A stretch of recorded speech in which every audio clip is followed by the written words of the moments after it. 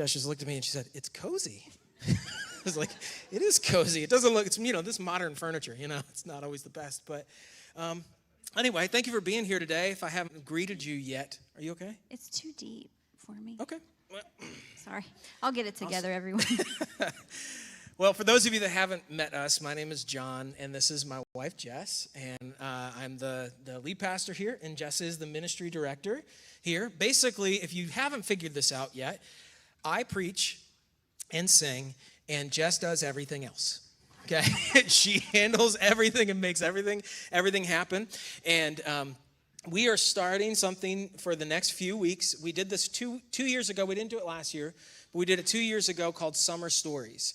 And summer is a time when people are kind of here, there, and everywhere, going to the beach and in and out of town, and schedules are so irregular that we try to do stuff in the summer that's a little more free, a little less dependent from week to week. And in a few weeks, we will be starting Galatians, a study of Galatians together. But in the meantime, we're going to be doing Summer Stories. And what we do is we ask folks from the church to come up and sit on the couch, not the counselor's couch, but the testimony couch, and come up and sit, and then we interview them and talk to them about what God is doing in their life, what he's done in their life. And so you get to know them a little bit, but you also get the opportunity to connect with people in the church that are going through some of the same things you may be going through or have gone through. And that happened last time we did Summer Stories. In fact, some of the best friendships in our church came out of the last time we did Summer Stories. We had, I hope they don't mind me saying this, but Josh and Abigail Keck came up and shared their story of struggling with pregnancy, and now they have, of course, a beautiful child. But there was someone else in the church that was struggling with that exact same thing at the exact same time, and now they are like best friends. I was talking about you, sorry. Now they're you weren't in the room when I started, but now they're like best friends, like wear matching pajamas at Christmas, best friends, right? Yeah, that was funny. Anyway. Yeah, don't be, you put it on social media. So, if it's public, it's public. But what we do is we invite folks up, and that's so that you can be encouraged by their stories and their testimonies and know what's going on with some people in our church. So that's going to be really great. But for the first one, we actually thought Jess and I would go because even though you know us and we talk from time to time about certain things, we rarely just sit down and tell our story, our testimony. And so that's what we want to do for you today. And part of that is so that you can get to know us a little bit better if you're new here, but also so you can understand ultimately why we would be led to start something like this and why this church is like it is, because that flows directly out of who we are and who God has led us to be and how he's led us to serve. And so that's what we want to do today. So we thought, first of all, a little background. You probably know, if you've been here for a while, I filter my stories in and stuff all the time when I'm preaching, but you may not know as much about Jess's background. So why don't we start with you? A little bit about where you grew up. So I grew up in New York, and I've been here now for 20 years, and so that has curbed a little bit of my accent, but I know that some of you peg me from not being around here often. I get that. I grew up in a tiny little farming town in Clymer, New York. It is, when you think of New York and you think of the really cool parts, think the opposite of that. I live on the opposite side of New York from that. But I went to a K-12 public school. Kindergarten walked in and 12th grade walked out. There were 32 kids in my graduating class. So when I say tiny, it was tiny. It was tiny. And the same ones who went in went out, right? Same ones that came into kindergarten went out. Yeah, we had a few move in the middle, but they didn't last.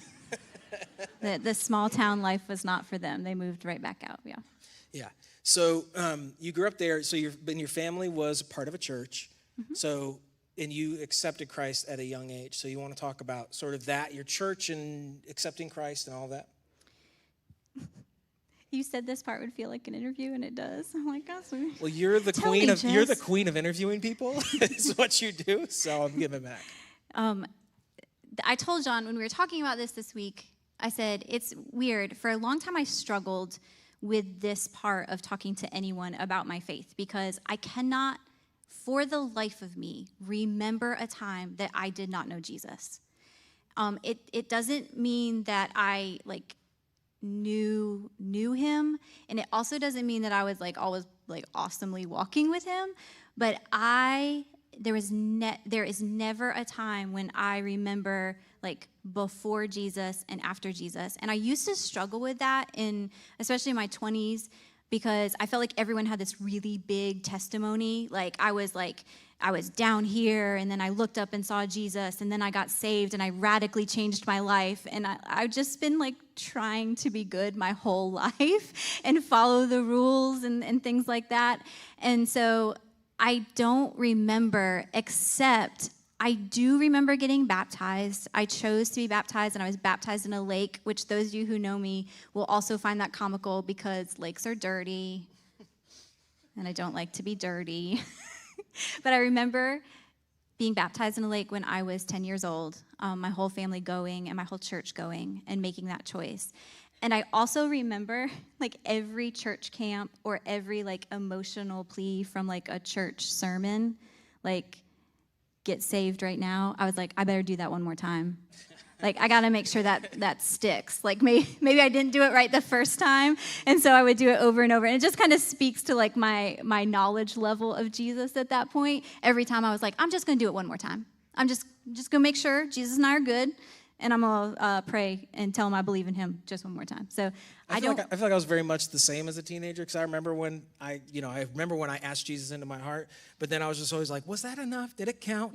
Yeah. And so I got resaved 20 times when I was a teenager. I was always the one raising my hand. But just like, so yes, I prayed it. I prayed the prayer. You don't have to do that. If you accept Christ, whenever you accept Christ, you're a child of God, and that can't be taken from you. So for whatever level you were at of knowledge when you made that decision, that's the moment you became a child of God. So, but you just don't remember that. You remember yours.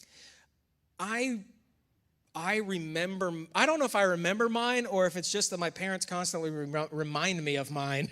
And so I know the story of the day that I accepted Christ. I'm not sure I remember it, but yeah. So I grew up in, I was going to go all the way 3 years, but it's okay. We didn't rehearse this. Yeah, we practiced a whole lot.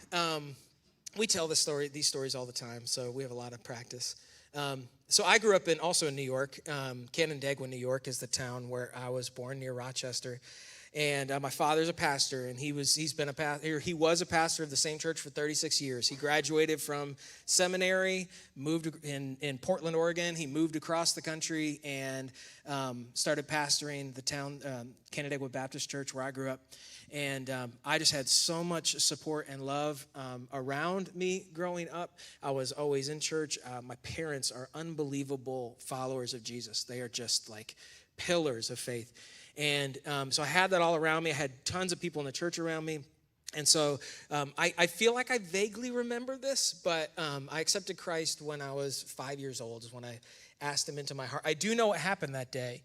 That day I went to Sunday school, and we did a craft, because our Bible verse, our memory verse, was Proverbs 3, 5, and 6. Trust in the Lord with all your heart and lean not on your own understanding. In all your ways acknowledge him, and he will make your path straight. That was our memory verse that day, and I did a craft where I drew these stick figures doing each one of those steps. It's kind of 4 steps in that verse. And so my dad still has that. He has it framed and has it on his desk in his office.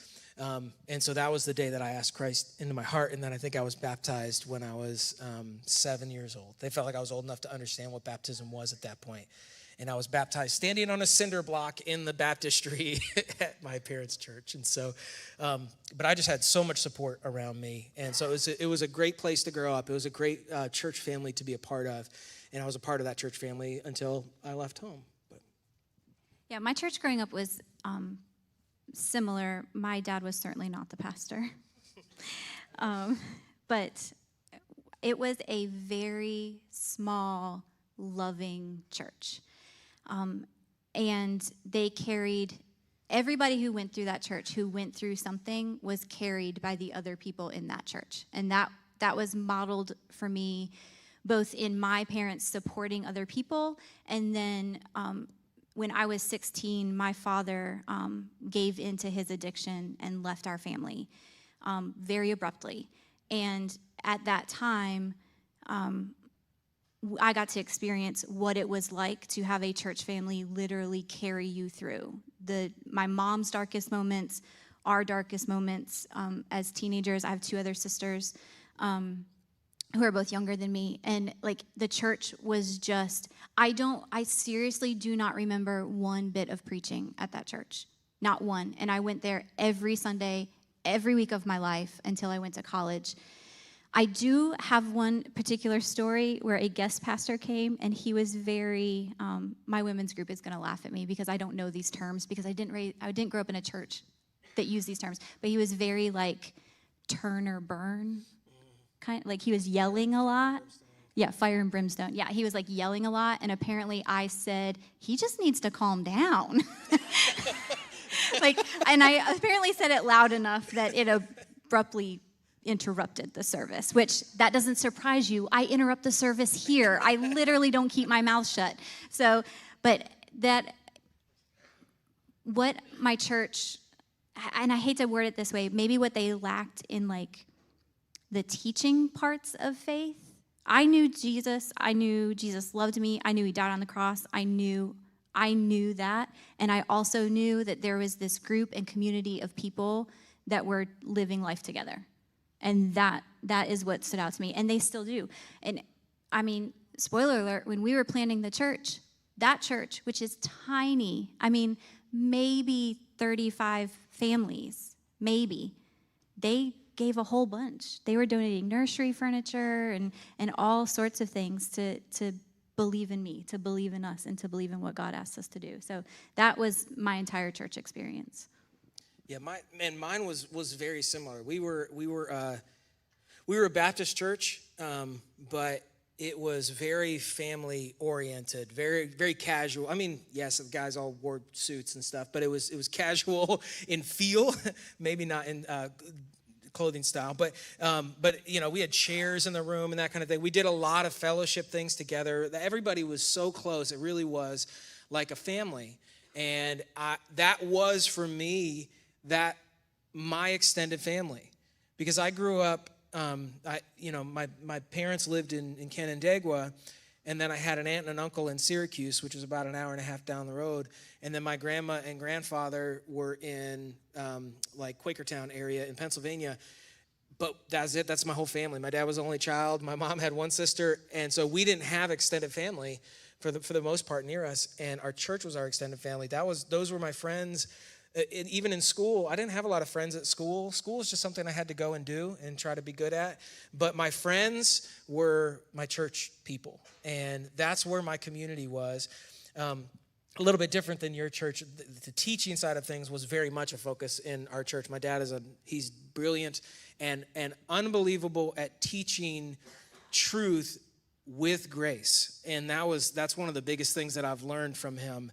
And sometimes when people hear me preach and say something like, "Oh, that's very similar to the way your dad preaches," I'm like, that is the greatest compliment that I could receive. It's unbelievable. He was great, and that filtered down throughout the church, and so I was taught very, very well in that church. I learned the stories and all of that you kind of typically learn in church, but also they were very good at teaching theology and doctrine and things like that.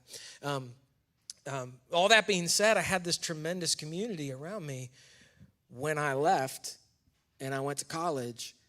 And that wasn't there anymore. And I didn't create that or find that. I went completely off the rails. Because your whole life you were just in it. Like it wasn't a choice for you. So when it was a choice, you just didn't. I didn't choose it. You didn't choose. I mean, He also didn't choose to go to class, everyone. Right. It had a lot of repercussions, okay? But I almost didn't make it. I almost didn't make it through college, but that's because... Luckily, he had a really cute TA in charge of attendance at 2 of his classes. Yeah, it helped. It helped. That's where I first saw her. That's part of the story. But I didn't create that or have that. I would have it when I came home, and boy, I was good. When I came home for summer or for a break or something, I could flip that switch, and I could be that good church kid when I went home. And then the second that I went off to college, it was a totally different me. You'd have thought it was like Jekyll and Hyde.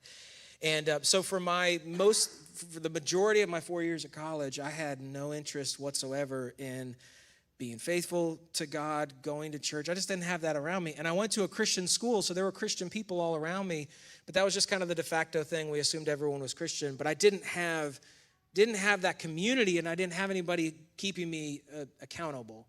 And so thankfully, though eventually I met you, and you helped. When I hear about John's first 2 years of school, I'm like, did we go to the same place? I'm confused. And then he reminds me I was in the library or trying to find a new Bible study every night of the week. And so we were just in different crowds, I think, is what happened in school. I had a very different experience at our school. It was small, and I thought small was what I was good at. Like, I'd already been at a small school. I was at a small church, and so small school, and I felt very lost in the religion of my school. Like, when I would try to go and I would find a group to be a part of, or I would go to a Bible study, I felt almost silly because I was looking for friends. I was like, oh, are we gonna, all hang out together? And they were talking and debating religion topics that I had never even heard of. Never even heard the words before. And I would have to sit there and kind of fake it and be like, and like just flip through my Bible and try to find where that word was because I did not have it in my translation. And I just felt completely overwhelmed by what I didn't know. And I thought, I doubted a lot at that point. I was like, well, maybe if I don't understand these biblical principles that they're saying that everyone needs to debate and talk about, then maybe I don't understand Jesus either. And so when we were talking through the Roman series, when you were teaching through the Roman series, and a lot of it was talking about the immature believer and like not judging them, like I was like, oh my gosh, that was me. Like I didn't even know what I didn't know. And in my head, I felt like that somehow lessened my relationship with Jesus. And so I was like, oh gosh, I really better figure out what the rules are, because if you know me, I like to know what the rules are. And then I play by those rules very well. And I was just like, I don't even know what the rules are. I don't know any of these. I can't even name for you the terms because I did not commit them to memory. But I now know that they are deeply religious topics that people really love to debate. In fact, sometimes John tries to talk to me about these topics, and I go, oh, I don't care. And I hope that doesn't make you judge me as a pastor's wife, but y'all know what you were getting into if you know me. I just didn't know. And so I've kind of floundered in school understanding that what I had, my faith in Jesus, was even enough to be considered a Christian. So when we met, she was kind of in that place, and I was in a place of just apathy when it came to faith. And so I wouldn't say that when we met, our relationship was built on Jesus, that our relationship centered around Jesus or faith. It was a part of who we were, and more so her than me. But that wasn't what our relationship was founded on. Or we didn't meet each other at church. Okay, we didn't meet each other at a Bible study. We met in a bar. Okay, like that's where we were. It was a in restaurant. Life. No, if our parents ask. Children, it was a restaurant. It was a family restaurant. Anyway, so that's not where we were. And so they did serve food. You're right. It wasn't good. Anyway, it's closed now and completely dilapidated, by the way.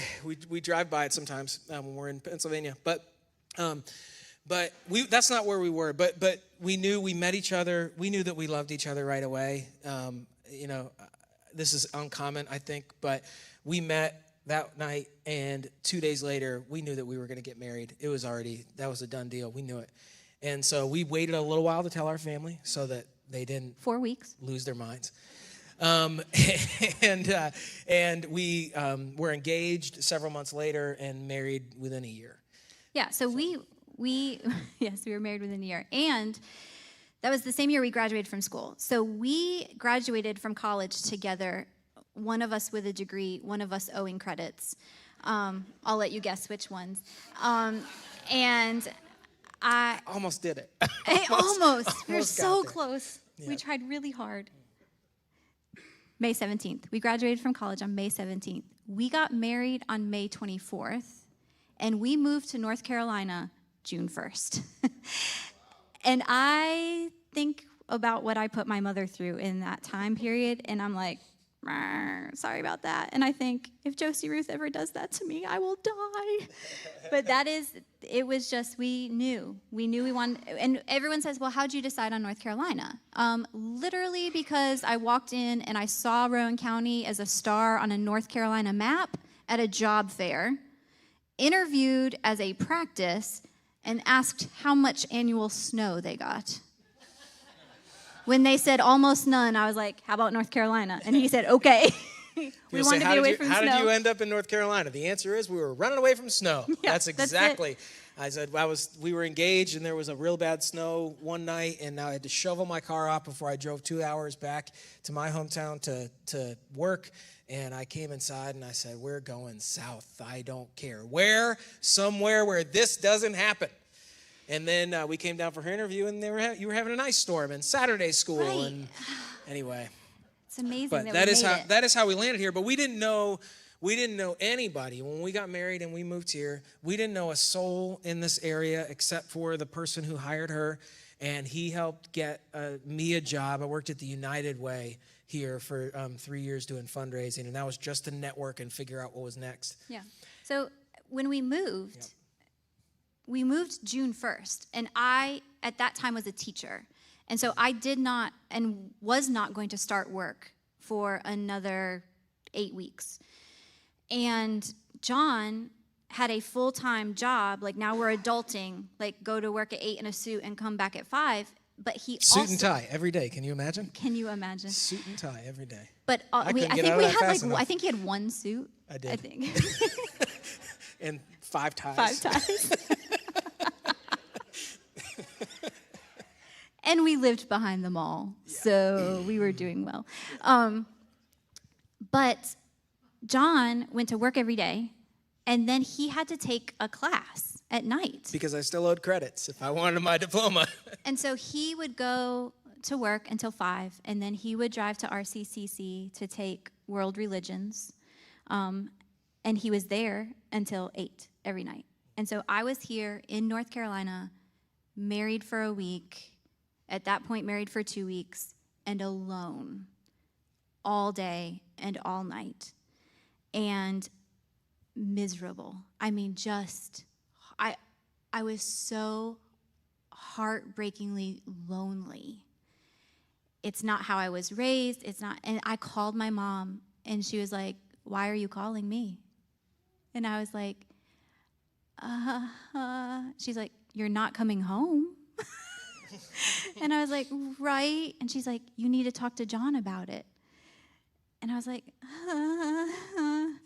And so I opened up to John, and I said, I'm lonely and I'm miserable. And he was like, okay, because he saw people during the day. I saw whoever I randomly ran into when I was trying not to get lost driving around Salisbury. And we just kind of happened into friendships after that. And they were not healthy friendships for us, but they were friendships out of proximity. We met a group because they were all new to the area, and they all lived in our apartment complex.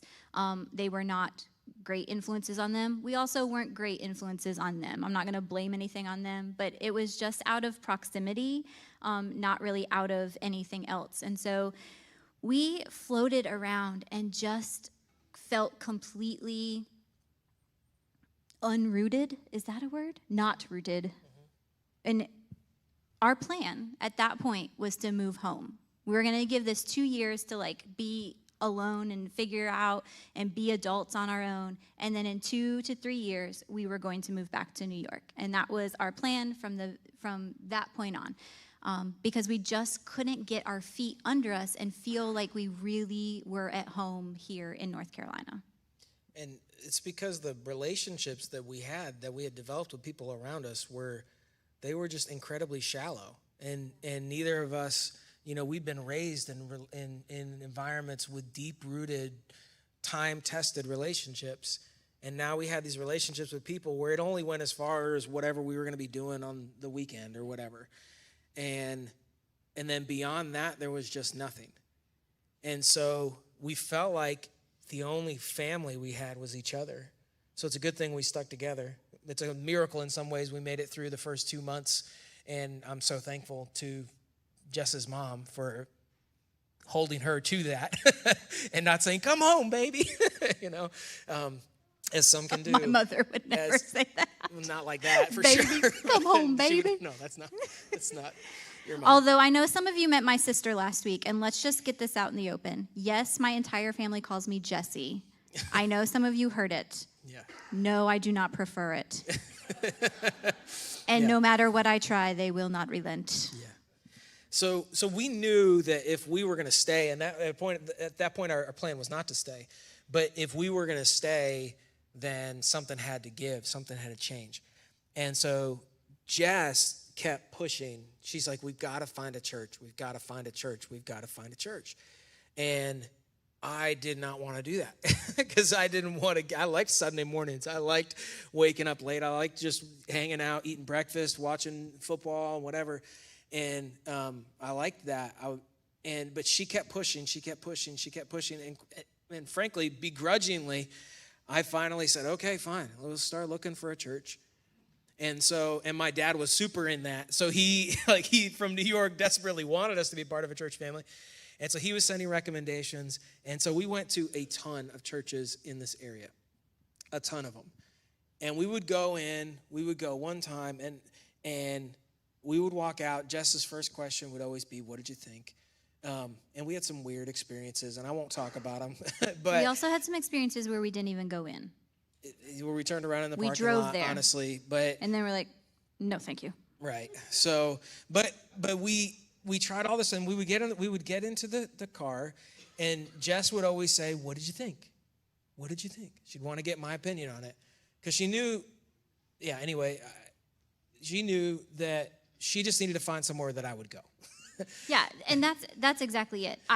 My first question, and he's right, was what did you think? Because to me, I could live with the teaching, right? That wasn't my priority. I knew my personality, I could plug in wherever. If John was good with the teaching part, then I could get us plugged in. We could do something and we could find some people. And so every single week. And I just want to take, this is just a caveat, and we'll call it the Holy Spirit because I just want to say it and I feel like I have to say it. To my young married couples,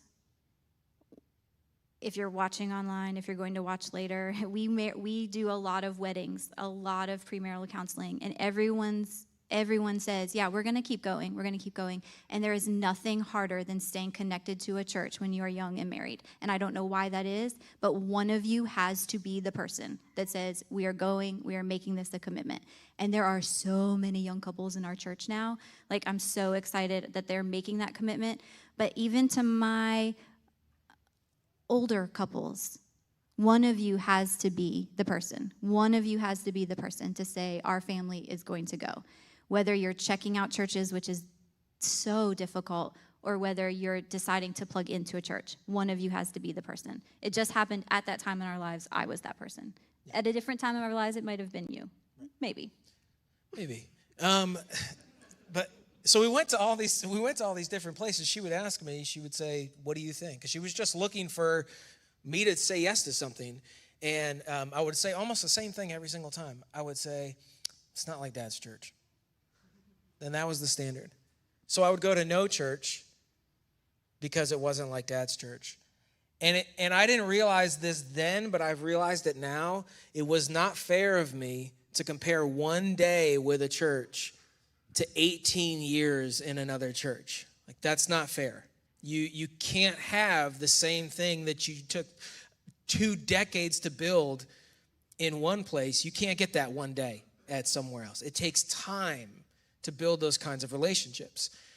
And so, but I kept saying no, and I didn't understand that. But I just kept saying no. And we were close to feeling like we had exhausted all of the options. We felt like we had been everywhere, and still hadn't found anything. And then my dad sent me an email. I still have the email.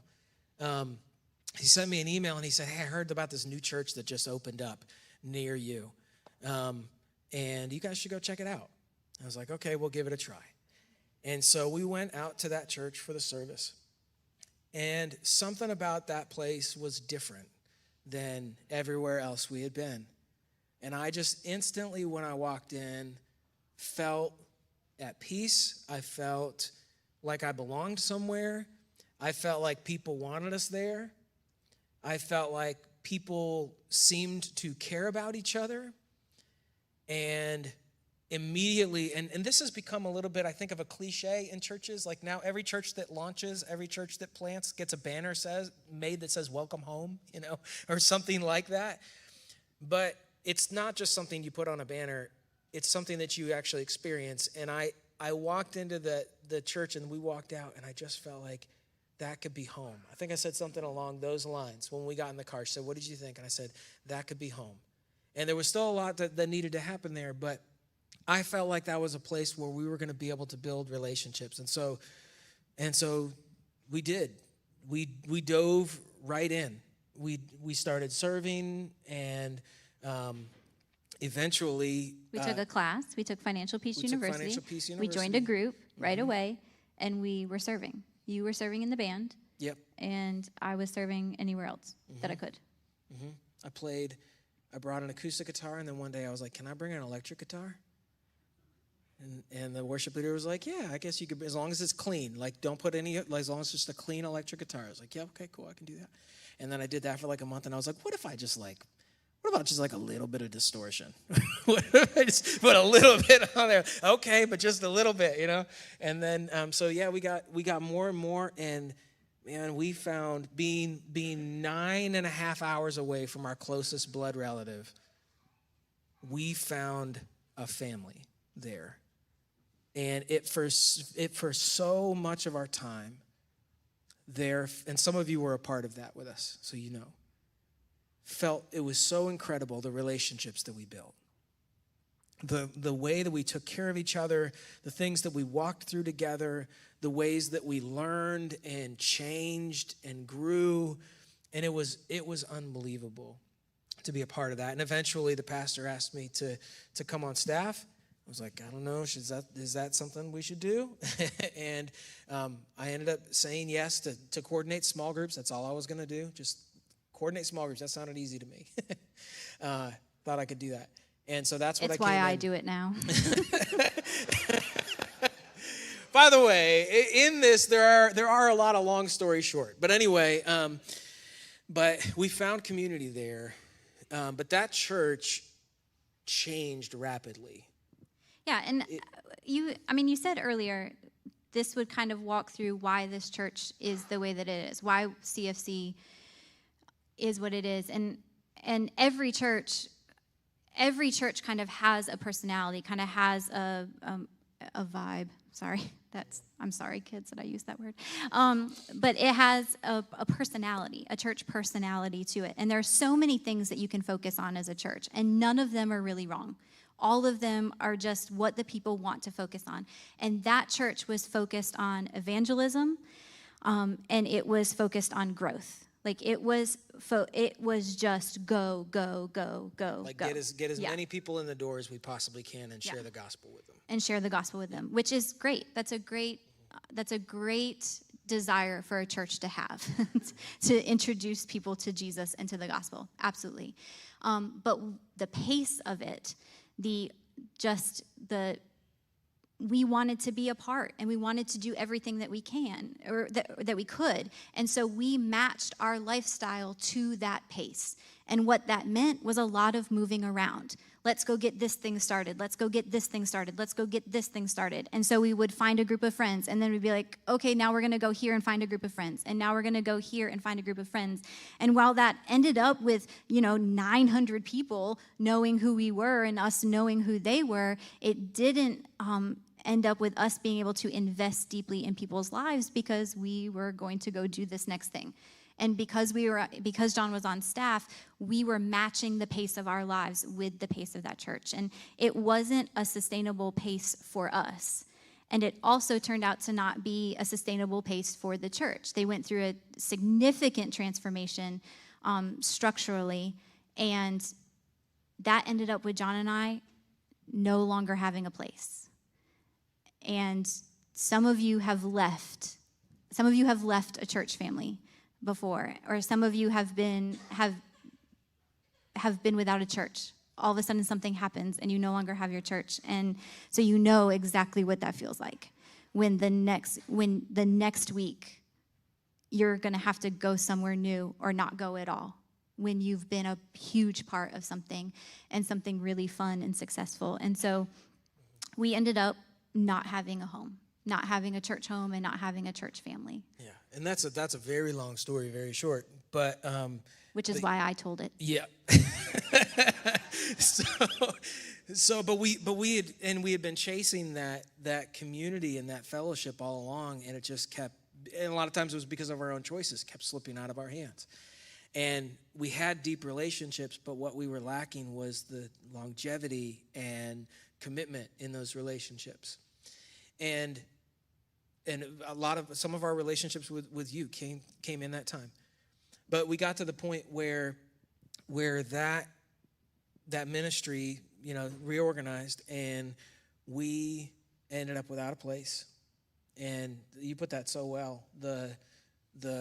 There were moments right then where it's just like, who are we now? Like, how do we find this thing we've been looking for, and what's next? And so thankfully, we didn't know right out of the gate. I was unemployed for a while. We were trying to figure things out.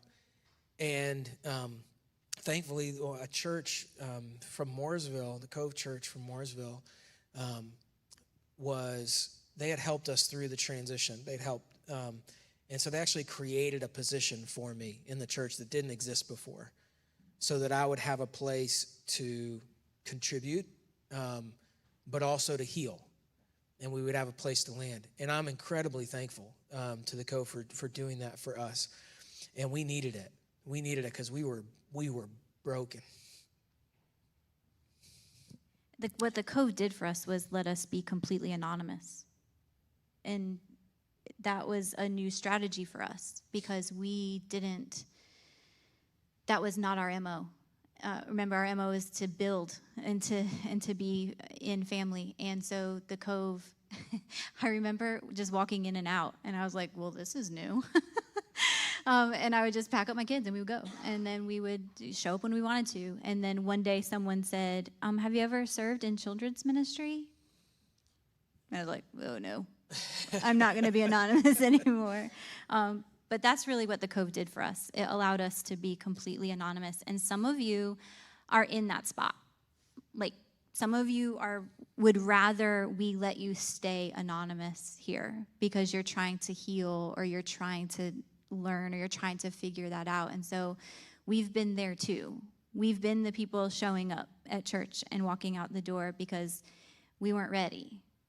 We weren't ready to jump in and ready to try again, to find another group of people. Mm-hmm. And through that experience, we realized the Cove, again, is a fantastic church, and a ton of focus on evangelism and global missions, and what they do is unbelievable. The scale of it is awesome. But we knew we were still living in Salisbury, and we were part of this church family in Mooresville. And with the vision of the church, and because of our distance and proximity, we realized that we weren't going to be able to build what we had truly been seeking there. We either needed to move there and go all in and try to build these relationships, or something else needed to happen. And so we opened ourselves up to what God wanted to do and how he wanted to move us. And as we were praying through that and looking through that, we had a couple of experiences that were really eye-opening for us. Yeah, and so we allowed God to really have us feel unsettled. And that was the way we kind of prayed about it. Here in Salisbury, we still had deep relationships that survived everything. And we missed them. We missed going to church with them. And as hard as we could not get Marie and AJ to drive 45 minutes to church to go with us. And so we're like, what are we doing? But we're so grateful to the Cove ministry. And so we were just like, you know what?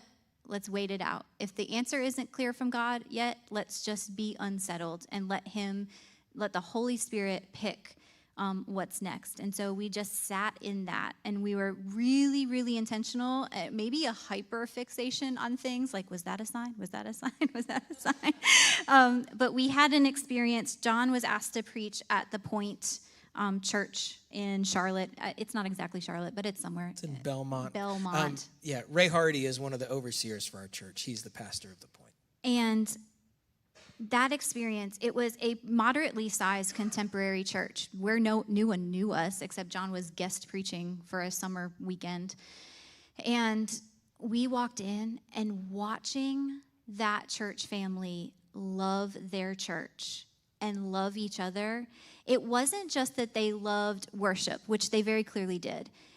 They also loved learning together. Like, I remember sitting and listening to John preach, and people were like pulling out their Bibles and taking notes and like talking like side by side, and in the lobby they were talking about what they had just learned. Like, they loved learning together.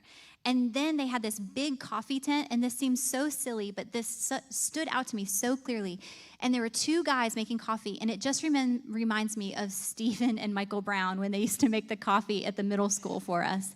And they had the same exact coffee in their coffee pots, but they were advertising to anyone who would walk by to try to get them to come to their coffee pot. Like, their coffee pot was better. So there's a coffee strategy for all of you on Inside Hospitality. If you want to go for that, we can pick Renee's or Ashley's pot of coffee today because they made the coffee for us. And they were having so much fun. This church family was having so much fun together. And man, it had been such a long time since church felt fun for John and I. I got in the truck. It doesn't matter. We got in the vehicle, and I looked at John, and I said, that is what we're missing. That is what we're missing. And so that was like experience number one, where we were like, okay, God's using our unsettled feeling to do something. It was the baby blue minivan. I know.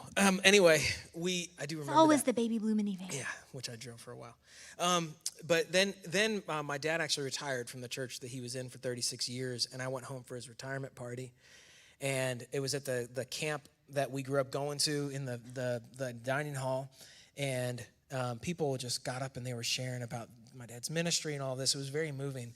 But what really struck me was looking around the room, and I was like, oh, they were my youth leaders, and they did my Sunday school, and they took us on the mission trip to Peru, and oh, where's Dave? Oh yeah, that's right, Dave's a missionary, and like all of these things. I was looking around the room, and I was realizing the kind of investment that people in that room had in each other and had in me, and realized that that's something that we had been missing. And so we talked about all of that, and we said, amongst other things in the way God led us and taught us, but we realized that we wanted to build something here that would create that kind of fellowship, not only for us, but offer it to others who are looking for it and seeking it and not finding it in other places. Yeah, and at that time, we didn't have a lot of clear, this is exactly what you're going to do from God, but we did have very clear, it's not going to be this from God. So we knew God was telling us it wasn't going to be fast-paced, that it wasn't going to be growth mindset, that while of course we were going to present the gospel as clearly as we could, that it wouldn't be like go out and find the seeker and serve that, and make everything about that seeker mentality. And it also wasn't going to be production focused, which was new for John and I. It wasn't going to be about everything that happened on stage. That was going to be, Sunday morning was going to be the one thing that all of us worked for, and that was going to be what we focused on. So we knew a couple of things that it wasn't going to be, and we're like, okay, God, if it's not going to be those things, then what is it? What is it? And we just spent a lot of time figuring out who we were and what we were together and what we felt we could build with the couples that came around us and said, yeah, we're looking for this too. And it became very clear to us that it was going to be that family mindset, that church home mindset with true community, but also focused on learning together, because we felt like such hot messes at the time. We're like, well, y'all are going to have to learn with us because we're going to build it as we go. And so we knew that those were the two focus points. So, that's what we've wanted to build. We said, listen, we need to be whatever. This is what I've noticed with churches really any organization, I think. The most successful, the most consistent, the most authentic, the most honest organizations or churches are the ones where the organization reflects the personality and character of the leader. When there's a disconnect between those things, you notice it, you feel it when you come in, and when you're a part of it. And so we said, whatever we want this church to be, we have to be. So we believe that Jesus is honest, gracious, humble, generous, hungry, and committed. Those are the 6 core values, or the Nailed 6 values. It. Yeah. I tried to make it easy. It's HGHGHC. But anyway, that's the character of Jesus, and that's what we want our church to look like. So that's what I have to look like. That's what she has to look like. That's what you have to look like. And so we said, this is what we're going to be, and what we want to do is we want to know God, find hope, live free, and do good. And so we want to gather a group of people that say, I'm in for this. This is what I want to be a part of. This is the church family that I want to be a part of. This is how I want to love each other. This is how I want to serve each other. This is how I want to be in community with one another. And for us to say, yes, this is what we're doing, and to agree on that and say, this is who we are. This is what our church focuses on, does, building families together and learning how to relate better in the way that God has designed for us to do. And so that's what we're doing. Yeah, and I say a lot that we did it almost selfishly. Like, I feel that way because we had kids, too, at the time. And we just wanted our kids to not struggle, right? That's what parents want. You want your kids to not struggle in the same ways that you did. And so we wanted our kids to have a church family and then have a youth group and then have those deep roots of not only community, but also knowledge. So that then when they left us, that they weren't floundering or they weren't doubting their own or doubting Jesus. And that's, and so we just kind of put all those things together, and a crew of people that showed up for our first meeting that said, yeah, us too. And we were just like, really? Like, we didn't think that was going to work. And it did. And so, I don't know, I said this at the very beginning, and I always say it during host comments, but you may have been attending services here for a while, and you may be falling into one of 2 camps, right? Maybe you jumped in right away and you were like, yes, sign me up for a team. I want all the information on groups. Like, what can I do? Yes, I want to be on the care team. Yes, I want to serve other families. And you're like, go, go, go. Yes, I want to be a part of this. And so you automatically feel connected to the people. Then our job, our challenge to you is also to connect to the learning, right? Because we have to be learning together. And so I say to everyone all the time that wants to serve every week, I'm like, oh yeah, but you need to sit too. And we need to learn together. We need to balance that. But also you might be sitting here and you might be like, well, I don't know, I've been coming for a few weeks and I don't really feel like that. Or this is my first week, heavens. And I don't really know if I'm in for all that quite yet. And so my challenge and our challenge to people at that point too is just take a step, right? Participate in the way that is healthy for you and that is also going to get you to know somebody or to connect to somebody. It's great that you're learning. We all have to be in a spot where we're learning and we want to come for the message, for whoever is sharing that week, or to learn from John. It's great that you might come for the music, but that's not what it's about. In fact, you're missing out on 90% of what makes this church great. And so we push groups and we push teams, not because we need people to serve or not because we're going to take attendance. Well, we do take attendance at groups, but not that we're going to check off and make sure everyone is in one. It's because we want you to experience this like a family. We want you to have somebody, if you're in a car accident in Florida, to text and to say, we almost just died. And that person will say, you're never allowed back in Florida ever again. Earn hearts.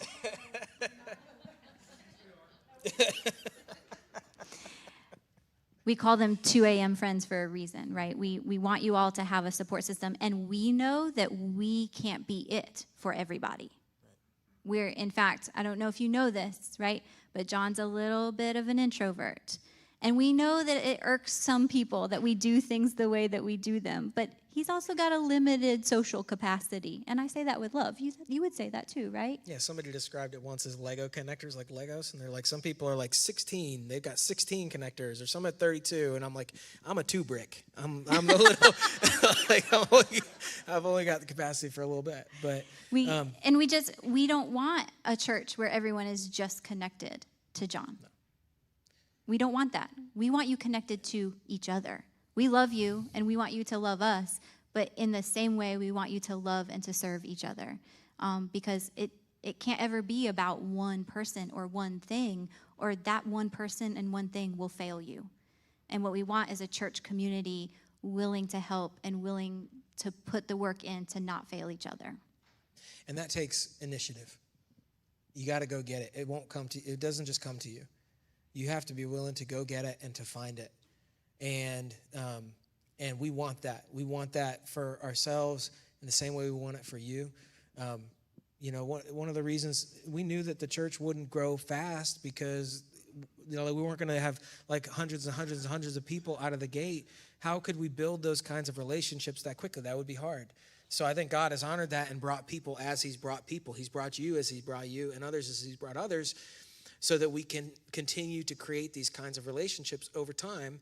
And that does take initiative. It takes initiative on your part to say, we're going to do this, I'm going to do this, and I'm going to jump in and I'm going to be a part, start developing some of these relationships. And some of you are better at that than others. So those of you who are already good at building relationships, do the introverts a favor and take the initiative as much as you can. Because what we're supposed to be doing together as a church, we're supposed to be encouraging each other and building each other up. It's discipleship that's found in fellowship. And so we need to be thinking not only about ourselves, but also about what we're contributing to the family and fellowship of the church as well, because we all do this together. Made me think this week as we were talking, the verses from Hebrews chapter 10. I'm going to read them just to get them right. But Hebrews chapter 10, verses 24 and 25, the author says, "And let us consider one another in order to stir up love and good works, not forsaking the assembling of ourselves together, as is the manner of some, but exhorting one another, and so much more the more as you see the day approaching." And that verse oftentimes, now I've heard it a lot and probably preached it a lot, and used it to say, do not forsake the gathering together of yourselves, to talk about church, talk about this, the service. But listen, the author of Hebrews wasn't talking about this when they said, don't forsake the gathering of yourselves together. This didn't exist. They didn't do this. They didn't have a service once a week where they got together and they did 3 songs and then everybody sat down and then they prayed and then somebody preached a 35-minute message and then they prayed and then they sang another song and then they had coffee, and that's not what they were doing. What they were doing at this time is they were gathering together in each other's homes, and it might have been 3 or 4 or 5 families that were getting together. And they were maybe singing some songs together. They were praying together. People were sharing what they were learning. They were reading scripture. It looked a whole lot more like one of our groups than it does our weekend service. And so what the author is saying is don't isolate yourself. Don't do what I did in college, which is go off and leave the fellowship and not put it around you and try and exist as a Christian by yourself, without support, without encouragement, without challenge, without teaching, without all of those things. Don't live that way. You aren't created to live that way. Don't forsake the gathering of yourselves together. Create and be a part of a community, a family of faith that is stirring one another up to love and good works. And so you need to look at your life the same way we have looked at our life and say, do I have that? Do I have that? And if I do, awesome. Need to lean into it. And if you don't, what's it going to take to build it, to find it, to create it, to embrace it?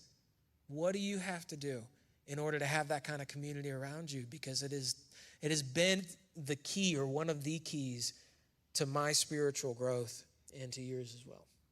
Yeah, it's not, I mean, we truly are a sum of our parts. And the church is what it is, not because John and I are these things 100% of the time faithfully and it's built on our backs. That's not it. It's because every person who has come along has said, yeah, I'm going to try to be these things the best that I can, and I'm going to encourage you to do the same. And then we do it together.